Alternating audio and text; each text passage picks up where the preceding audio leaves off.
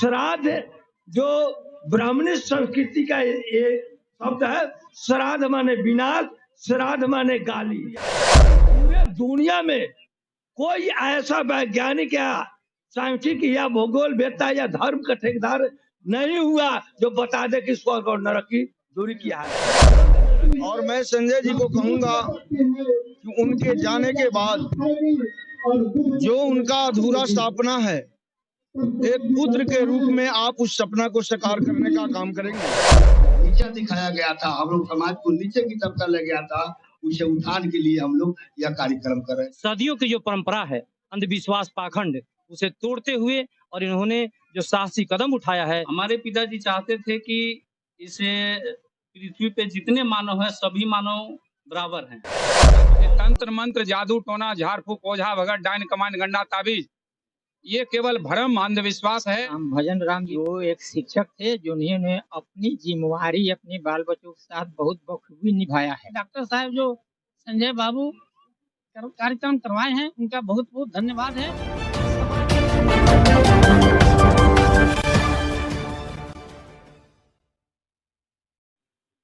पताही प्रखंड अंतर्गत बड़ाशंकर में है और यहाँ पर माननीय राम भजन राम जो शिक्षक थे, लगभग 80 साल का उन्होंने जीवन यापन गुजारा है और अपने जीवन काल में समाज को आगे लाने का अथक प्रयास किया और आज उनकी श्रद्धांजलि शोक सभा का आयोजन किया गया है। मौके पर देखिए सभी गणमान्य लोग आए हैं और शोक सभा आयोजन किया गया है और एक जिस तरीके से परंपरा है मृत्यु भोज का बहिष्कार करते हुए लोगों को जगाने का भी काम किया जा रहा है। बिल्कुल एक बौद्धिस्ट तरीके से यहाँ पर शोक सभा का आयोजन किया गया है। राम भजन राम जो शिक्षक थे और उन्होंने शिक्षा जगत में एक अलग पहचान बनाया था और लोगों को यानी खास तौर से अपने समाज को जागरूक करने का काम किया था। मैं भानसे बूथ शरण केसरिया, हमको आमंत्रित करके डॉक्टर संजय कुमार जी अपने पिता परिनिवृत्त राम भजन राम शिक्षक महोदय के कीर्ति स्मरण श्रद्धांजलि सभा को आयोजित करने के लिए, इस कार्यक्रम को संपादित करने के लिए हमको बुलाए हैं।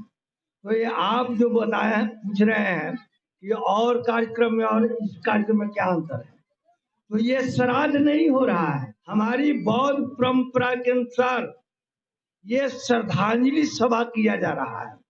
मृत व्यक्ति के सम्मान में उनके द्वारा किए गए कर्मों को याद करते हुए जब उनको हम श्रद्धा सम्मान आदर देते हैं दोनों हाथ जोड़कर, तो ये श्रद्धांजलि सभा का आयोजन।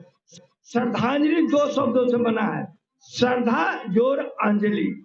जब मृत व्यक्ति के सम्मान में जब हम दोनों हाथ जोड़कर उनको जब सम्मान देते हैं तो ये श्रद्धांजलि सभा है।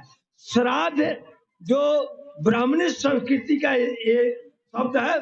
श्राद्ध माने विनाश, श्राद्ध माने गाली।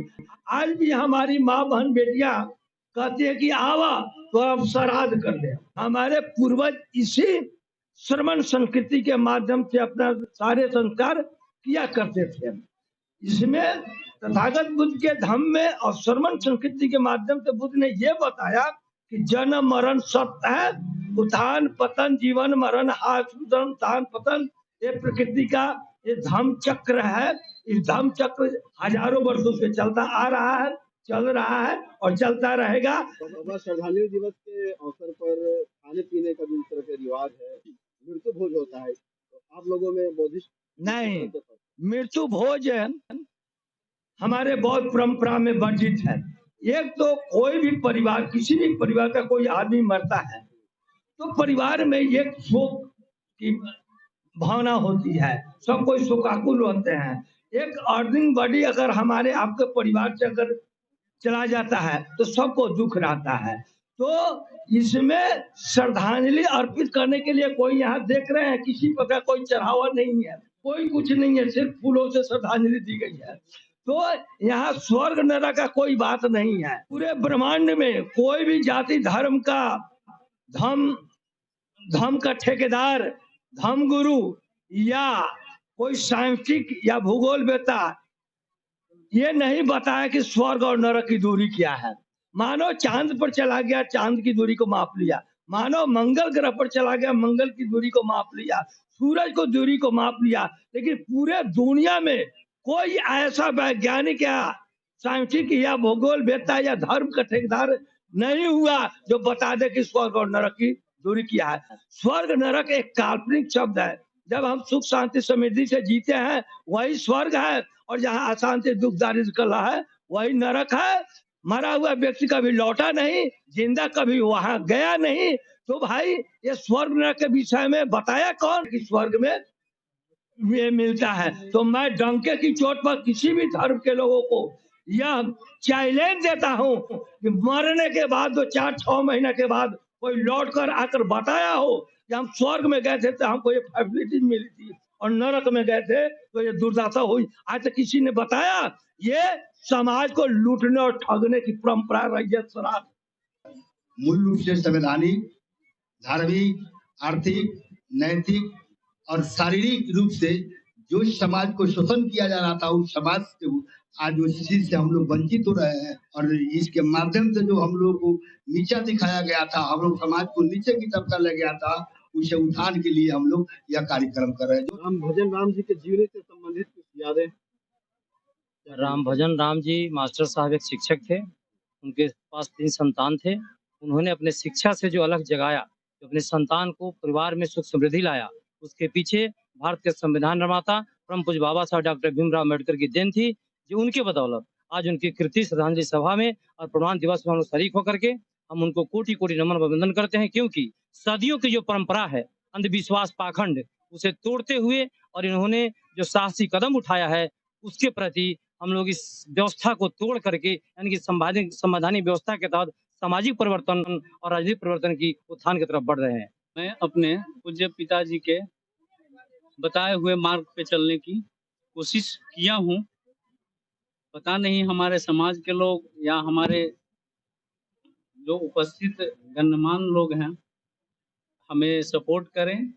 हमारे पिताजी चाहते थे कि इसे पृथ्वी पे जितने मानव हैं सभी मानव बराबर हैं। समता की भावना होनी चाहिए, एक दूसरे से प्रेम होना चाहिए, और पाखंड के पीछे हम लोग जो भाग रहे हैं इसे पाखंड से हम दूरी बनाने की कोशिश। हम समाज को जगाने के लिए बिरा उठाए हैं।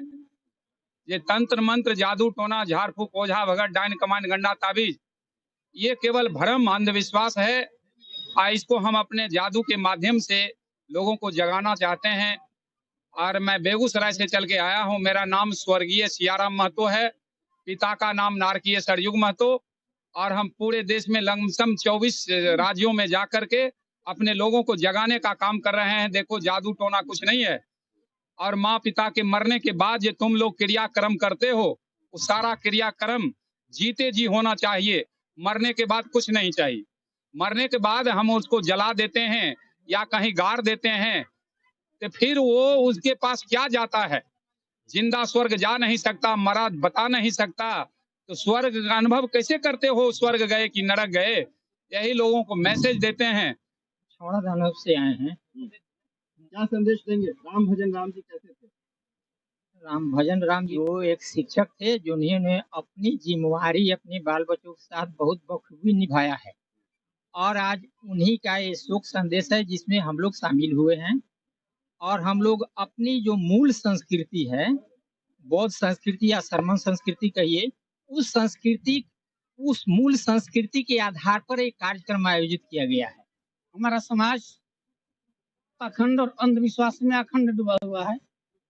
उस अंधविश्वास पाखंड के दुनिया से निकालने के लिए यह कीर्ति स्मरण जो कार्यक्रम हुआ है, और उन्होंने अपने जीवन भर इस कार्यक्रम को, इस समाज को जगाने के लिए, अंधविश्वास और पाखंड से इस समाज को निकालने के लिए उन्होंने संघर्ष किया। ये डॉक्टर साहब जो संजय बाबू कार्यक्रम करवाए हैं उनका बहुत बहुत धन्यवाद है कि समाज को नया दिशा दे रहे हैं। बड़ी चीज है पत्रकार बंधु, आज हमारे अभिभावक का जो श्रद्धांजलि सभा है, हमारी मुलाकात अभिभावक से बहुत पहले से होती थी, और वे एक शिक्षक होते हुए समाजवादी नेता भी थे। उनका जो समाज में एक विचार है, राम भजन राम जी जो एक विचार नाम से जाने जाते हैं। और मैं संजय जी को कहूंगा कि उनके जाने के बाद जो उनका अधूरा स्थापना है एक पुत्र के रूप में आप उस सपना को साकार करने का काम करेंगे। और संजय जी या उनके तीनों पुत्र ने जो अपने माता पिता को सेवा की, मैं ऊपर वाले से, मैं बाबा बौद्ध से प्रार्थना करता हूं कि उनके आत्मा को शांति मिले।